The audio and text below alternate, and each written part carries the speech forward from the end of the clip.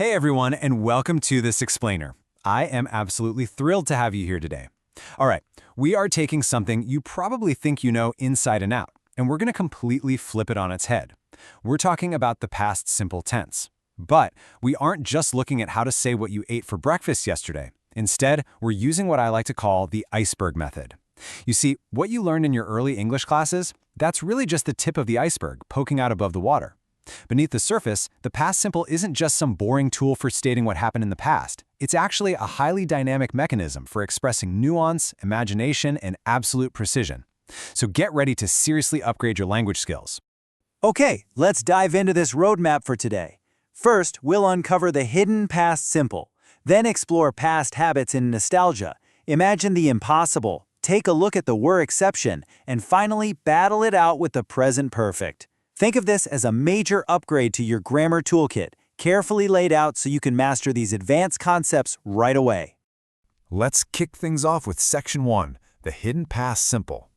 So, I want to briefly challenge a core assumption you might have. It's perfectly natural to assume that the past tense is, only ever used for actions that are completely over and done with, right? Well, prepare to have your mind slightly blown. It sounds almost contradictory, but the past simple can actually talk about the present or even the future.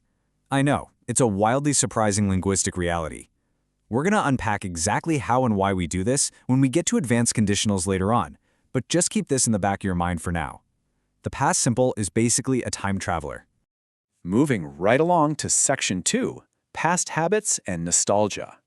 This is our first major advanced application, focusing on how we accurately and evocatively describe things we used to do but just don't do anymore. Take a basic habit, like when I was a child, I walked to school every day. It uses the standard past simple, and it describes a single, completed, repeated event from the past. Grammatically, it's perfect. But native speakers often prefer this broken habit structure. I used to walk to school, but now I drive. By throwing in used to plus the base verb, you're doing something very specific. You are powerfully emphasizing that this habit is completely over. It is absolutely no longer true today. It adds a layer of contrast that the basic past simple just doesn't quite capture on its own. And actually, we can take that one step further. Consider this expression. My grandfather would always read the paper in the morning. By using would plus the base verb, we achieve a highly advanced way of speaking. It doesn't just state a broken habit. It adds a really distinct sense of nostalgia and precision. It paints this vivid picture of a lost routine. It's just a wonderful stylistic choice when you're fondly remembering repeated past actions. That brings us to Section 3, Imagining the Impossible. Now, what's really interesting about this is we are hitting our narrative climax. We're shifting out of reality entirely and stepping straight into the imagination zone, the realm of the second conditional. Ask yourself this: how do we talk about dreams we don't have the money for right now?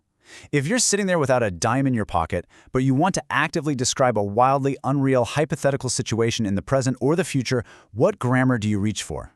You reach for this: if I had $1 million, I would travel the world. Notice the verb had. That is the past simple tense.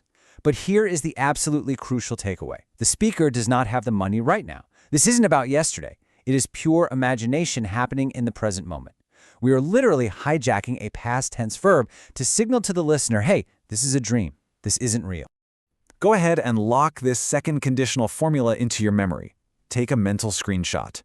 If plus the past simple, followed by would plus the base verb. We use this explicitly for unreal situations in the present or the future. It's a beautifully structured formula. Let's see how this builds in another everyday context. Take this scenario. If she knew the answer, she would tell us. Again, we see the past tense verb knew, but what's the actual reality here? The reality is that she does not know the answer right now. The past tense here is completely describing a present, albeit negative, reality. It's a hypothetical scenario happening in real time. Mastering this really shows a profound command of English nuance.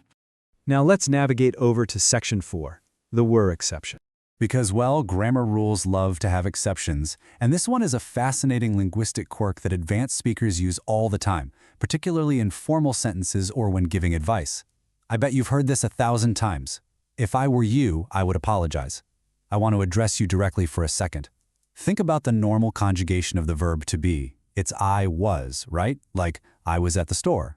But here, we clearly see I were. Why? Because we are stepping deep into highly hypothetical territory. I am obviously not you. That's impossible. And that brings us to a strict rule. In formal conditional sentences, we use were for all subjects, overriding normal conjugation rules entirely. Yep, even for I, he, she, and it. So it's if he were here, or if it were up to me. It immediately signals to the listener that we are firmly planted in the realm of the imaginary. Finally, we've reached section 5, past simple versus present perfect.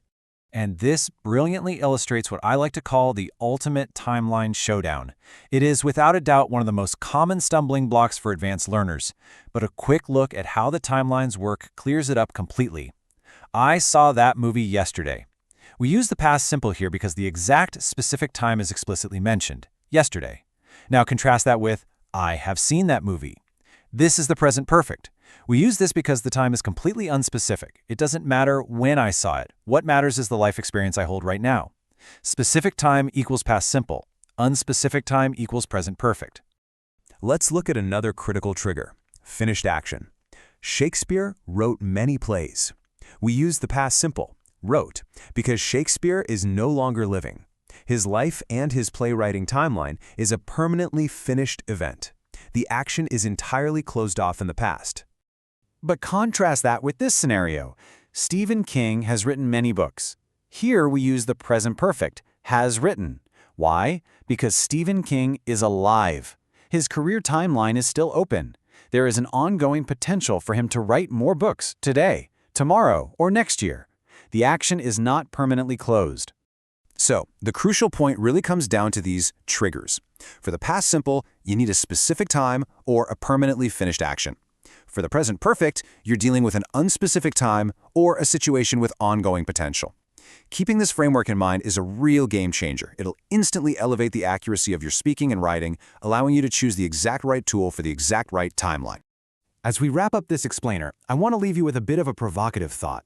Is grammar just some annoying cage of rules you have to memorize? Or is it actually a dynamic toolkit for imagination and precision? Today, we've seen how the past simple breaks completely out of its traditional timeline to show nostalgia, to dream up impossible realities, and to strictly organize the events of our lives. Mastering these hidden nuances doesn't just make you correct, it unlocks true linguistic power. Thank you so much for learning with me today. Keep exploring those hidden depths, and I'll catch you in the next explainer.